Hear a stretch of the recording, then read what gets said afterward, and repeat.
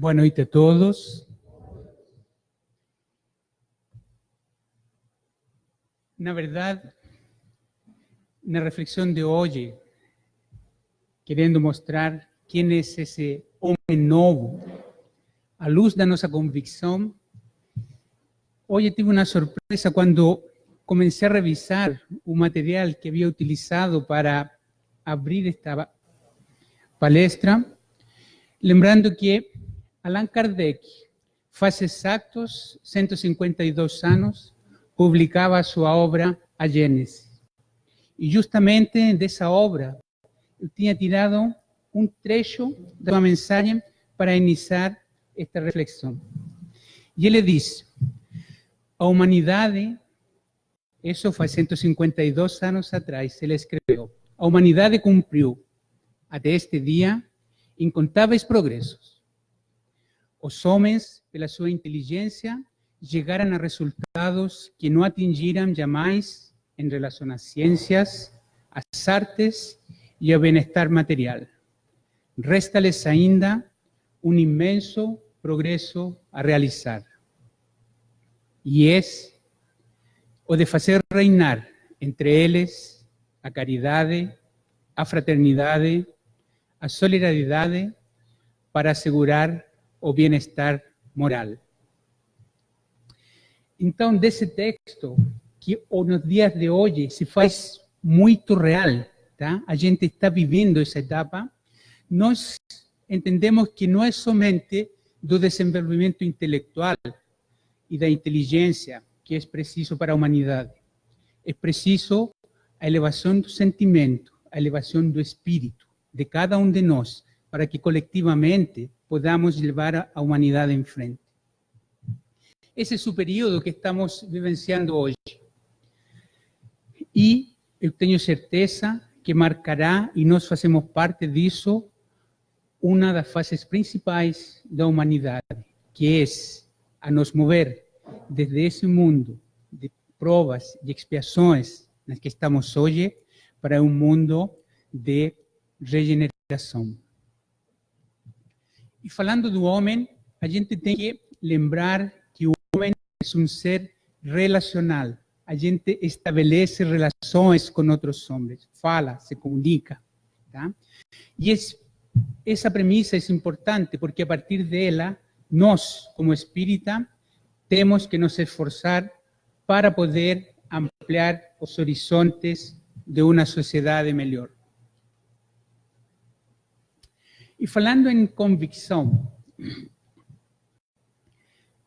para entender, vamos ao dicionário para ver o que realmente é convicção. O dicionário fala: convicção é uma certeza obtida por fatos ou razões que não deixam dúvida nem dão lugar à objeção.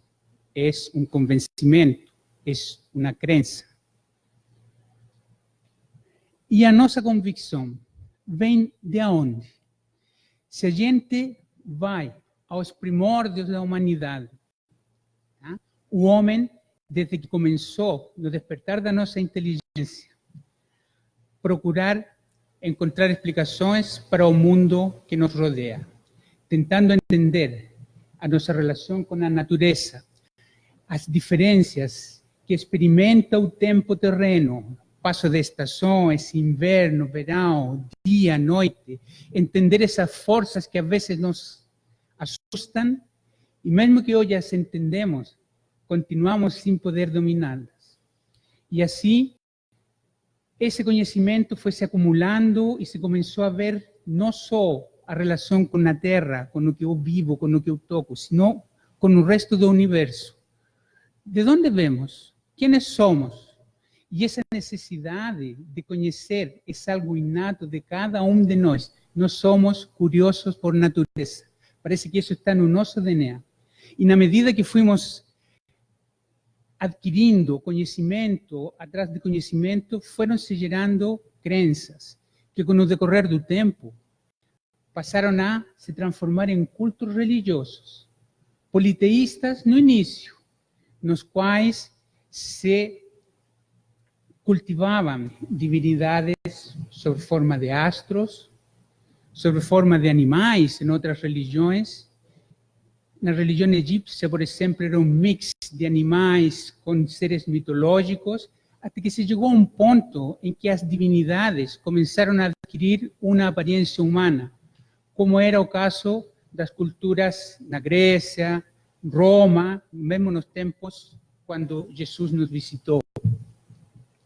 Até que um ponto, faz quase 4.000 anos atrás, a humanidade lhe foi apresentado um monoteísmo, é decir, a existência de um Deus único, que foi apresentado ao povo hebreu na primeira revelação que foi feita através de Moisés, nos quais a lei divina constava de 10 mandamentos que se fundamentavam basicamente na justiça e o direito, e que hoje se encontra registrado no Velho Testamento.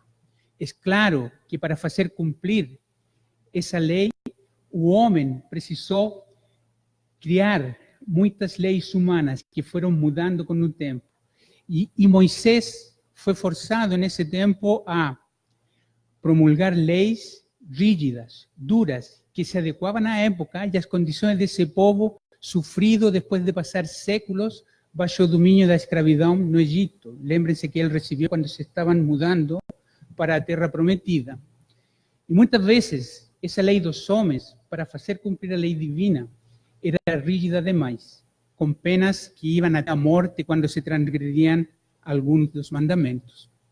Passaram-se mais ou menos 1.500 anos, quando a gente teve a segunda revelação. E essa foi quando aquele Espírito maravilhoso nos visitou, encarnou entre nós e nos deixou a mensagem de Deus sobre uma forma diferente. A expressão dela era o amor. E ele conseguiu condensar aqueles 10 mandamentos rígidos em só 2, simplificando muito o entendimento dos homens. A característica essencial era o amor. Tanto é que quando ele pregando leva uma mulher acusada de adultério e que tinha sido condenada à morte por apedrejamento, de acordo com as leis de Moisés, ele olha e pergunta: quem de vocês não tem pecado e não faltou contra Deus, atire a primeira pedra. E eles, pouco a pouco, vão deixando cair as pedras, abandonam o local e a mulher fica só. E ele fala: mulher, onde estão os que te acusam? Não sei. Então levanta-te e anda, mas não peques mais. Ele não era convivente com as transgressões, mas, através do amor, dava o exemplo. E, de hecho, de fato, ele foi a simplificação máxima do amor verdadeiro aqui na Terra. E suas mensagens e ensinamentos, hoje, a gente encontra nos diferentes evangelhos.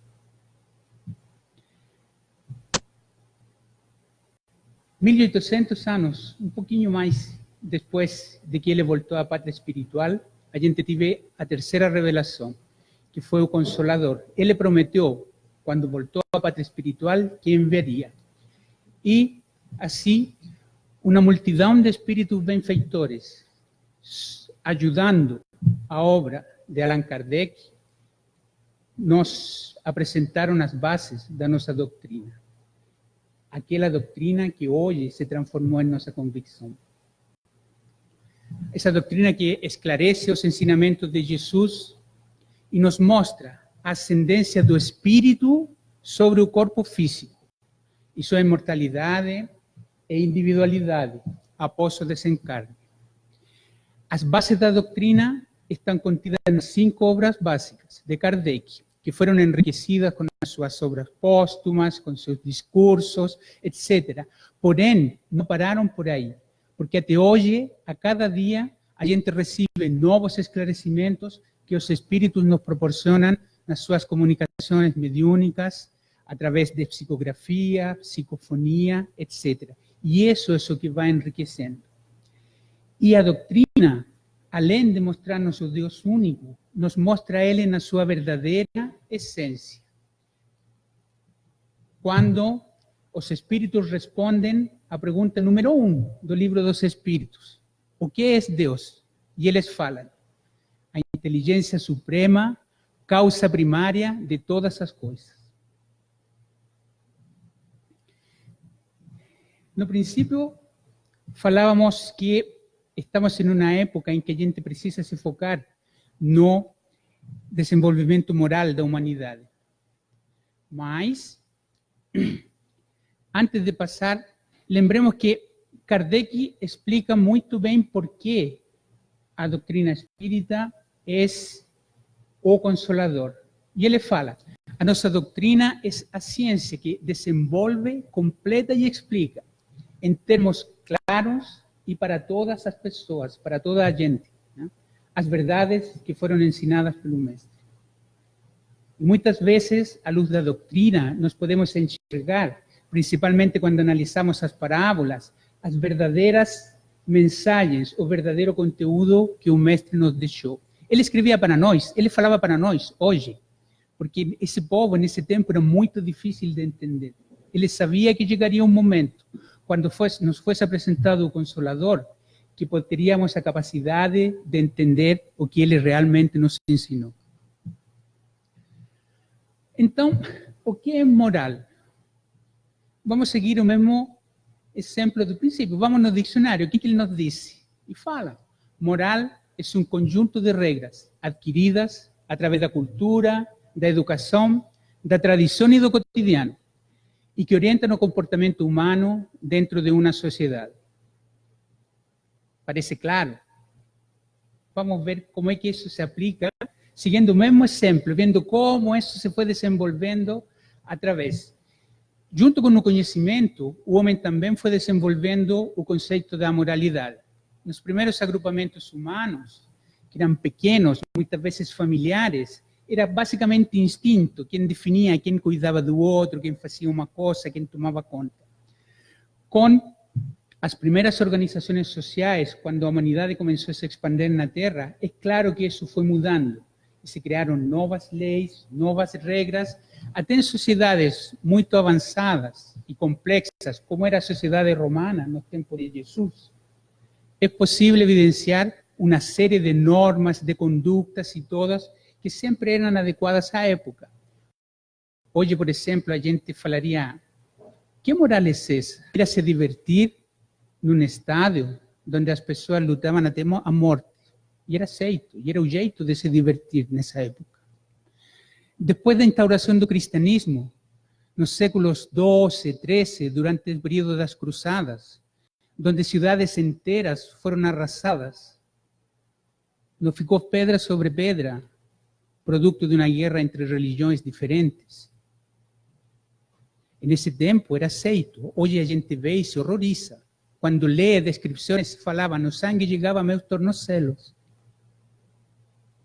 Então, pensemos, moral vai mudando, mas vai mudando através do quê? Nas diferentes épocas, mas basicamente através do relacionamento que temos com o próximo, em um determinado tempo e de acordo a determinadas condições. E se chegamos ao tempo de hoje, nós vemos que existem diferenças entre o que é considerado moralmente aceitável entre diferentes culturas, ocidental, oriental, etc. Mas mesmo dentro de uma cultura, diferentes grupos sociais têm percepções diferentes de moral. Então, espera lá. Era claro como temos na nossa convicção. Somos orientados, temos ajuda, mas e com relação à moral? A gente faz. Fica difícil. É claro que Allan Kardec teve a mesma inquietude. E, de fato, ele fez essa pergunta que está no Livro dos Espíritos, com o número 629. E ele perguntou, que definição podemos dar para a moral? E a resposta dos Espíritos foi clara e simples. A moral é a regra para se conduzir bem. Parece simples. Quer dizer, fazer a distinção entre o bem e o mal. E ela se fundamenta sobre a observação à lei de Deus. Aí está a chave. O homem se conduz bem quando faz tudo em vista e para o bem de todos, porque então ele observa a lei de Deus. Então, essa é a chave, ok? Mas, qual é a lei de Deus?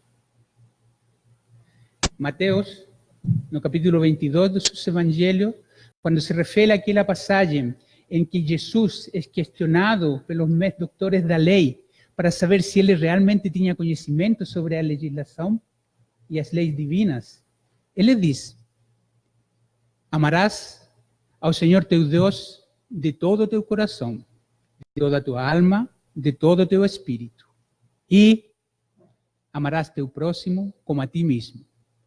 Toda a lei de Moisés e divina e os profetas se hallan contidos nestes dois mandamentos. Isso é o que nós devemos seguir. Isso é que nos deve orientar. Agora fica a pergunta. Tudo bem, chegamos até aqui. Conhecemos Deus. Sabemos que é o Criador, a inteligência suprema. Conhecemos a lei. O que vamos fazer com ele?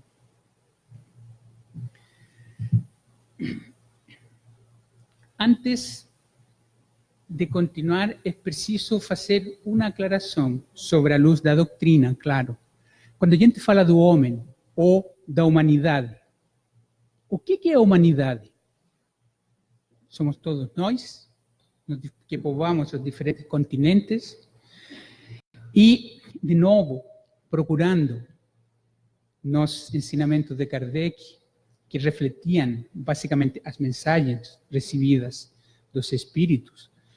No Evangelho segundo o Espiritismo, quando ele fala sobre aquela passagem em que Jesus se dirige a seus discípulos e diz: há muitas moradas na casa do meu Pai, ele explica isso, que na verdade, na Terra, não está a humanidade toda, mas apenas uma pequena fração dela. A espécie humana abrange todos os seres dotados de razão que povoam os inúmeros orbes do universo. A gente sabe que existem diferentes mundos. O nosso, que nós estamos hoje, pela nossa condição, é de provas e expiações, mas tem mundos mais avançados. E, além disso, tem aqueles espíritos que fazem parte da humanidade que, neste momento, não estão encarnados, mas são parte da humanidade, estão em um plano diferente, que nós já visitamos e volveremos a visitar futuramente. Então, quando falamos de humanidade, tá? A gente não pode esquecer que estamos falando, na verdade, de um mar, de um oceano, de uma multidão de indivíduos diferentes uns dos outros. Todos nós somos diferentes. E não porque eu sou mais velho, tenho um sotaque ridículo que não consegui consertar, mesmo morando 30 anos aqui no Brasil. Não sou loiro, carecas, etc. Diferença de raça e tudo. Não é essa a diferença. O que nos faz diferente é a experiência que nós carregamos como espíritos, através de sucessivas passagens pela Terra e pelo plano espiritual. Por isso que muitas vezes, estando na mesma posição, vendo ou vivenciando a mesma situação, nós temos reações diferentes e percepções diferentes. E, como humanos encarnados que somos agora, temos a mesma necessidade de nossos ancestrais milhares de anos atrás. Precisamos encontrar uma conexão com o mundo. Senão, não estaríamos aqui. ¿Por qué estamos? ¿En qué acreditamos? ¿Dónde vamos? ¿De dónde vimos? Hoje não sabemos. Mas essa busca é constante. E como nós nos conectamos com o mundo? Através da convivência com o resto das pessoas. Através da convivência com o próximo. Em casa, na rua, no bairro, no trabalho, onde for que estivemos, sempre o próximo estará próximo de nós. E a chave para a boa convivência, então, é entender que nós vamos encontrar diferentes opiniões da nossa. Porque eles, vocês, son diferentes.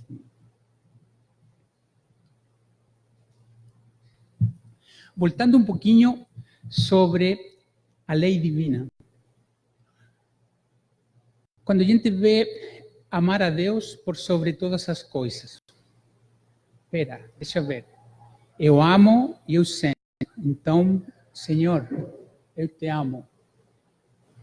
Oh, meu Pai, eu te amo muito. Vamos ficar assim? É difícil entender como é que nós podemos. A gente ama, principalmente através do relacionamento, de fazer algo, sentir algo, podemos sentir. Mas Deus, a gente pode sentir a presença dele às vezes, mas é muito difícil. Como que trato isso? De novo, os Espíritos vêm em nossa ajuda. E Emmanuel, quando analisa os Evangelhos de Mateus, ele fala: amemos a Deus sobre todas as coisas, procurando-lhe o reino de amor, em cuja edificação devemos contribuir. Oba, aí está a chave. Algo temos que fazer. E a segunda parte, ama ao próximo como a ti mesmo. E ele explica: o Espírito, nós, quando amamos verdadeiramente, encontramos 1000 meios de auxiliar a quem precisa. Ok? A cada instante. E o próximo, aquele que nós podemos ajudar, em essência, é um degrau que surge diante de nosso coração, por abençoado caminho do acesso à glória celestial. Ora, a gente ouviu isso de outras formas. Nós somos espíritos imperfeitos que estamos caminhando pela vida hoje, pelas outras encarnações e no plano espiritual, aprendendo e nos aperfeiçoando, subindo degraus. E quando a gente pensa em degraus, pensa em coisas grandes, mas Emmanuel nos fala, são coisas simples, pequenas. Às vezes um tapinha nas costas de alguém que está triste é suficiente. Eu não preciso fazer a caridade e ajudando o próximo fazendo doações, repartindo comida e tudo. É claro que a gente faz essa labor, mas a essência é prestar atenção em quando a gente pode ajudar e dar a ajuda que ele precisa. Então, para fechar, amar a Deus por sobre todas as coisas é o que a gente deve fazer, claro. É a nossa obrigação, como filhos. E amar o próximo como a ti mesmo é o como devemos fazer. Então, não se pode amar de verdade a Deus sem amar o próximo. Mas também eu não posso amar o próximo sem amar o Deus, que é quem me guia. Então, se eu vou em contra do meu próximo, estou indo em contra de Deus. É simples quando a gente lo analisa. Então, se eu não posso amar a Deus sem amar meu próximo, não posso amar a Deus sem praticar a caridade. E aí está a essência dessa máxima da doutrina espírita. Fora da caridade, não há salvação. E a salvação não é salvar-nos das penas do inferno, que vamos falar disso um pouquinho para frente, sino é avançar em nosso caminho de aprimoramento espiritual para ficar mais perto do Criador. Só isso. Dessa forma, podemos realmente sentir a Deus e poder expressar o que é o amor a Ele através do amor ao próximo. Nós somos espíritas, já vimos como chegamos aqui, já sabemos qual é a nossa moral e estamos entendendo um pouquinho por quê. Mas qual que é o propósito da doutrina espírita? Na verdade, é auxiliar a transformação da humanidade através do desenvolvimento da fé raciocinada, tá? Do incentivo da busca pelo autoconhecimento e, principalmente, através da prática da caridade. E nós podemos fazer disso um ciclo. A gente tem nossa fé, procura nos conhecer, entender que coisas nós podemos melhorar e, quando descobrimos, fazer essas coisas para melhorar em benefício do próximo, do resto. Então, o espírita se caracteriza por ser um ser que está na busca constante do autoburilamento, do autoaperfeiçoamento moral. E já Kardec nos dizia, no finalzinho do Evangelho segundo o Espiritismo, no capítulo 17, ele fala: reconhece-se o verdadeiro espírita pela sua transformação moral. E, além disso, pelos esforços que emprega para domar suas más inclinações. Não é que somos maus, tá? As más inclinações são nossos defeitos, nossas imperfeições, narizinho empinado de repente, orgulho, inveja. Essas são as coisas que precisamos ir melhorando. Tá? E aqui eu preciso mencionar que, embora à luz da doutrina a gente vê claramente isso, outras pessoas, muito tempo atrás, nos tinham falado as mesmas coisas. Eu lembro, por exemplo, Paulo de Tarso, quando no ano 56, 57, há controvérsias respeito ao ano, mas não faz diferença. Quando ele escreve a sua primeira epístola aos Coríntios, com uma série de regras e tudo, no capítulo 13, ele faz um poema ao amor, que até de origem a canções. Se eu falasse a língua dos homens... Lembram disso? Mas no final desse poema, ele tem uma frase, e que reflete exatamente do que a gente está falando. Ele finaliza esse poema ao amor falando: temos agora a fé, a esperança e o amor, mas dos três, o mais excelente é o amor. Ora, nossa fé a gente construi, a esperança é a esperança que eu tenho de que através do autoconhecimento posso melhorar e assim posso expressar o amor, que é, em outras palavras, o que nos move a fazer a caridade. A caridade é a expressão do amor.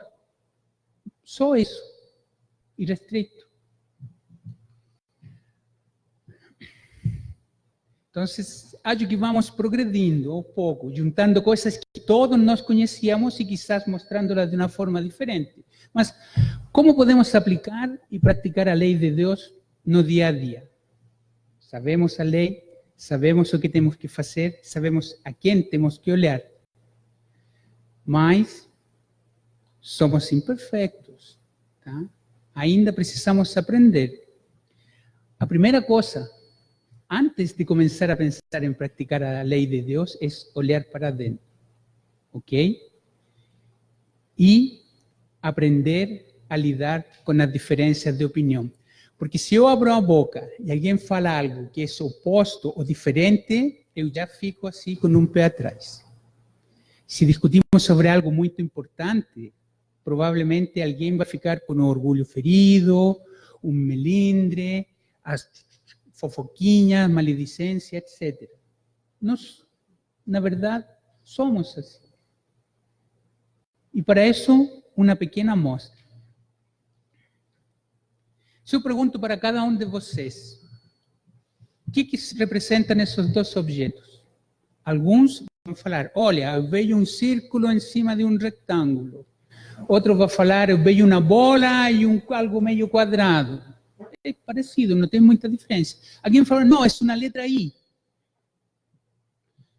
E todos, na verdade, têm razão. Mas eu falo: são dois retângulos. Espera lá. Mas não. O que você vê? Um círculo e um retângulo.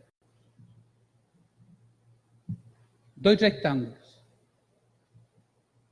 E podemos entrar assim. Não. Vejo os dois retângulos e você vai manter a sua posição. Por quê? Porque muitas vezes a gente não enxerga o que realmente está em frente de nossos olhos. O fato de a gente, às vezes, sair...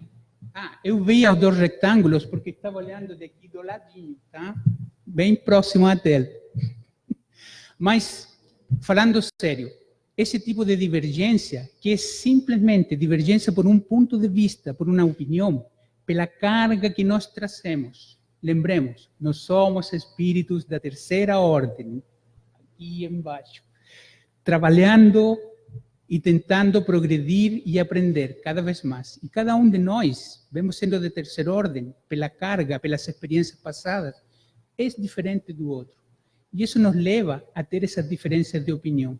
Então, muitas vezes, tentar ver, se colocar no lugar do outro, tentar enxergar de uma forma diferente, nos leva a entender melhor e evitar esse tipo de problemas e esse tipo de sentimentos que vão em contra do que todos nós queremos.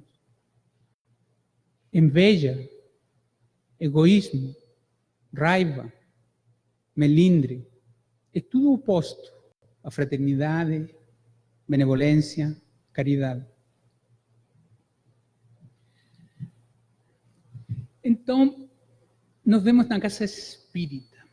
O que é a instituição espírita? Na verdade, a instituição espírita é uma escola, onde a gente vem, primeiro que nada, a entender e aprender a base de nossa doutrina.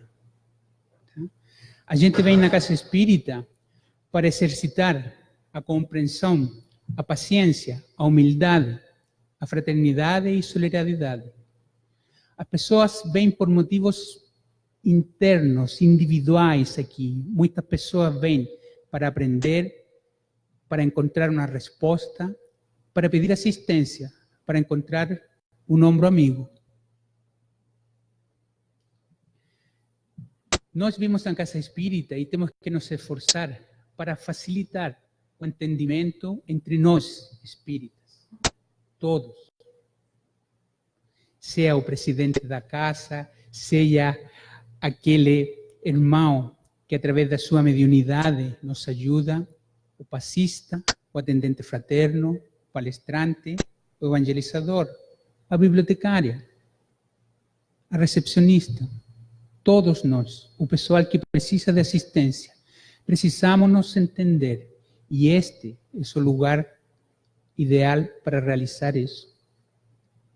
Entendendo também que nós, espíritas, representamos a doutrina e por isso temos um compromisso com ela. E não podemos esquecer de reconhecer os limites e as diferenças do ser humano, de cada um de nós. Becerra de Menezes nos diz que manter a fraternidade em nosso grupo é um dever impostergável e que cabe a todos nós. Ante a fraternidade, resolvem-se as mais difíceis situações, propiciando-se realizações legítimas. Mediante a fraternidade, o sangue do entusiasmo reestimula os corações combalidos, equilibrando-os na luta áspera de crescimento para Deus. Oh, minha gente, está claro aqui do que a gente vem falando.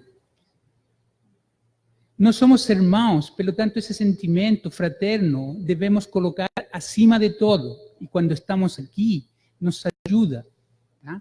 Porque utilizando esse princípio fraterno de irmandade, enxergando cada um de nosso próximo como irmão, a gente baixa a guarda, não fica cheio de não me mires, não me toques, opa, o que falou? E a gente abre o coração para um entendimento mútuo. Propicia realizações legítimas. É claro, juntos podemos fazer muitas coisas que individualmente não conseguiríamos. Tá?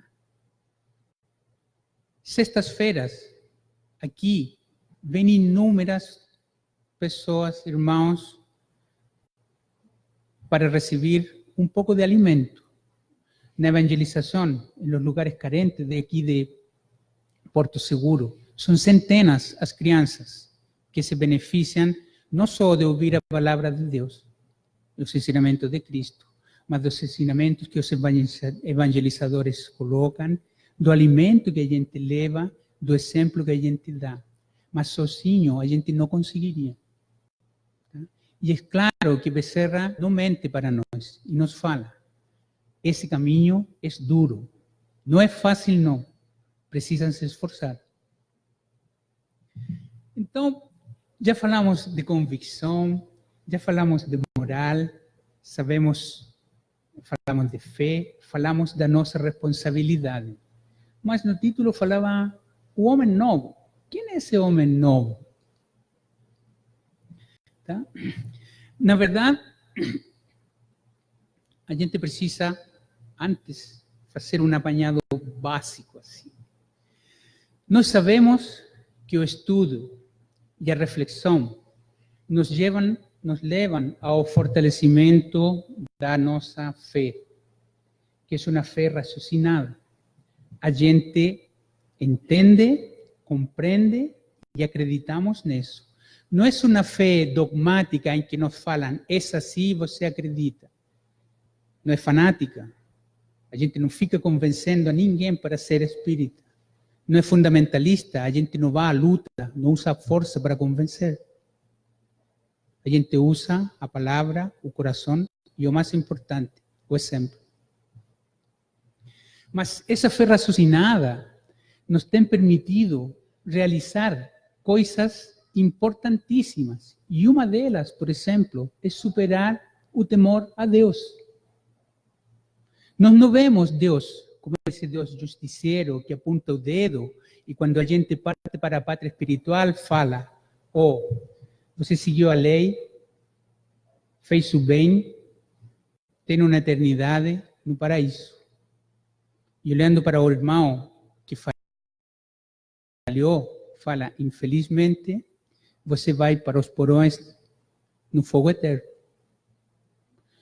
Entender isso nos libera de algo que é muito comum, fazer o bem para barganhar com Deus um lugar no céu quando a gente desencarnar. Nós não precisamos disso, porque nós enxergamos Deus na sua essência, de uma forma diferente, como Ele realmente é. Um Deus que quando a gente está pronto para a pátria espiritual e estende a mão para Ele, se a gente fez o que deveríamos ter feito, Ele nos fala, bem-vindo, vem, aprende e fica mais perto de mim. Vas a ter mais oportunidades de seguir progredindo. E se nós falhamos, nós não vamos a los porões do inferno. Ele nos fala, falhaste, vem, aprende e volta e conserta teus erros. Resolve teus problemas. E dessa maneira continuarás ficando cada vez mais perto de mim. Demorarás mais, mas é tua escolha.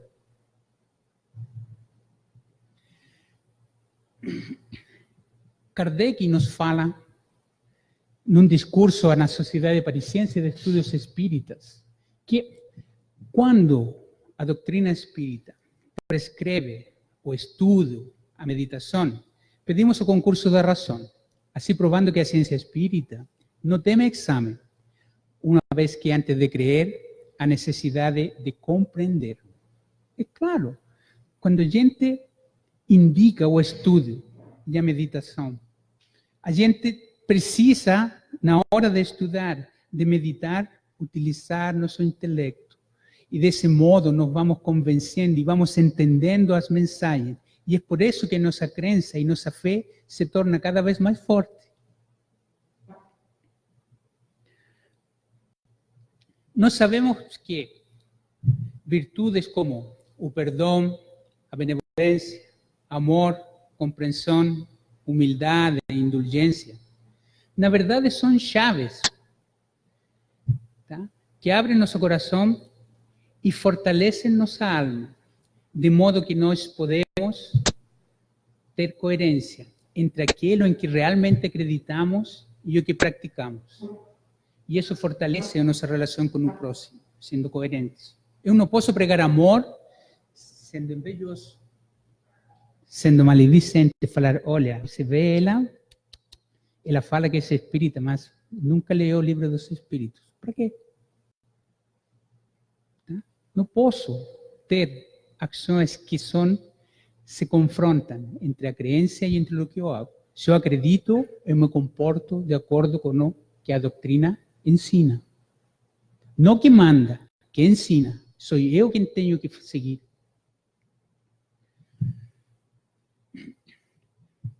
Zygmunt Bauman escreveu uma frase que me marcou muito. nesse livro O Amor Líquido. E ele fala, o amor ao próximo traduz o valor das nossas diferenças, pois são as singularidades de cada que enriquecem o mundo que habitamos.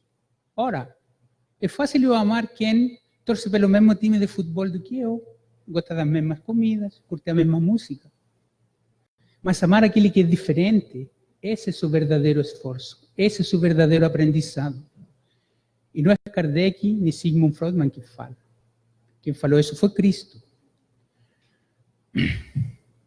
Quando ele, dirigindo-se a seus discípulos, falou, eu vos digo, continuai a amar vossos inimigos e a orar pelos que vos persiguen, para que mostreis ser filhos de vosso Pai que está nos céus. Mas ele não parou por aí, ele nos falou logo a seguir o porquê devíamos fazer isso. Visto que ele faz seu sol levantar-se sobre iníquos e sobre bons, e faz chover sobre justos e sobre injustos. Se o Pai não faz diferença entre seus filhos, como nós, imperfeitos, vamos a fazer diferença entre nossos irmãos? Essa é a essência da doutrina. Entendendo realmente a mensagem que o Cristo nos ensinou e nos mostrou com seu exemplo, quando esteve aqui quase 2000 anos atrás.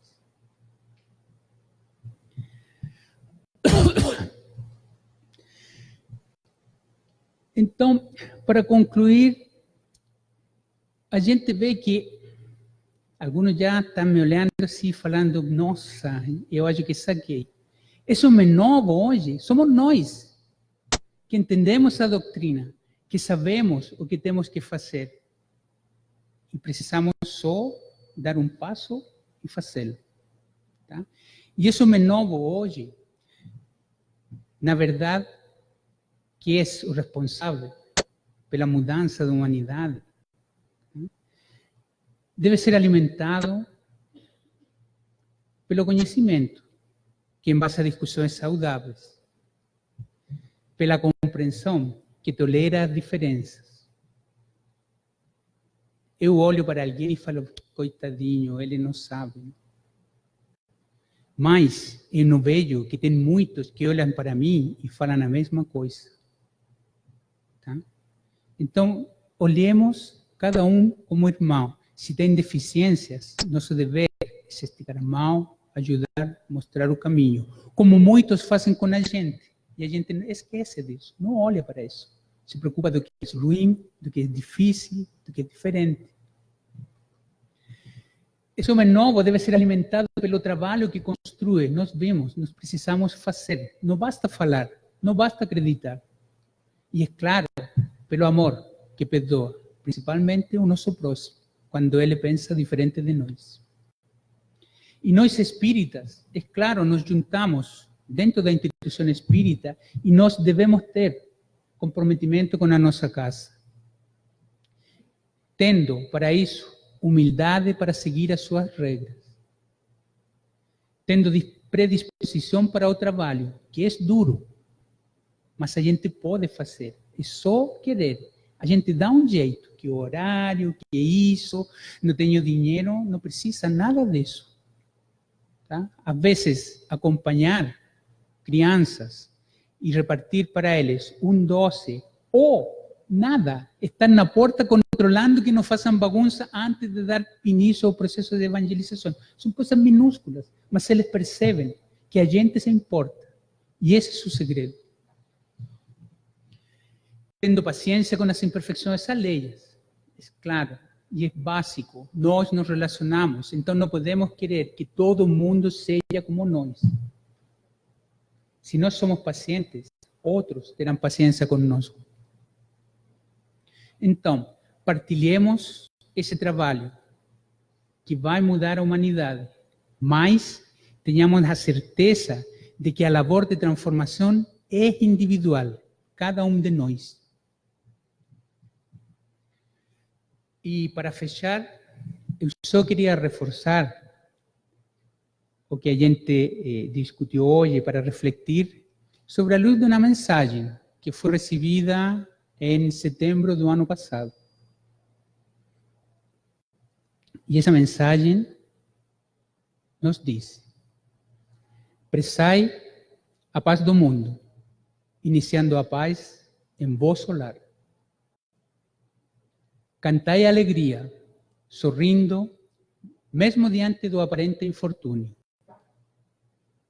Tudo passa, é a vida de natureza imortal e vós agora tendes conhecimento de que tudo dependerá de vossa contribuição.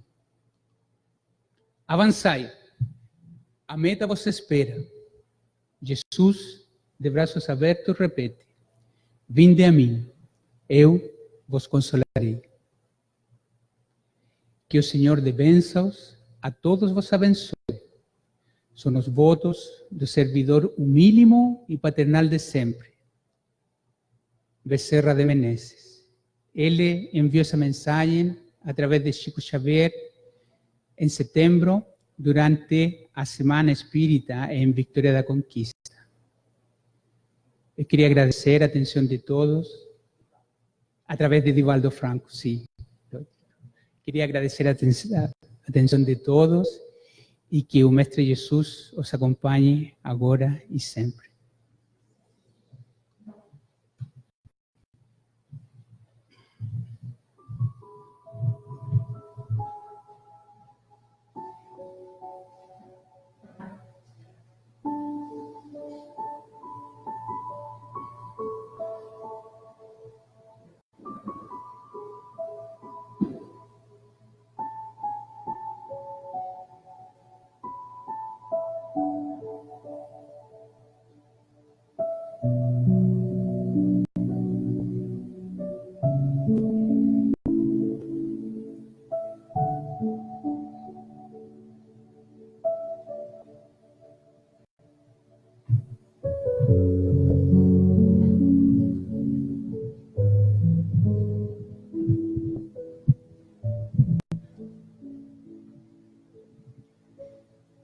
Aviso aos queridos irmãos que hoje não vai haver o passe na sala, só o passe coletivo.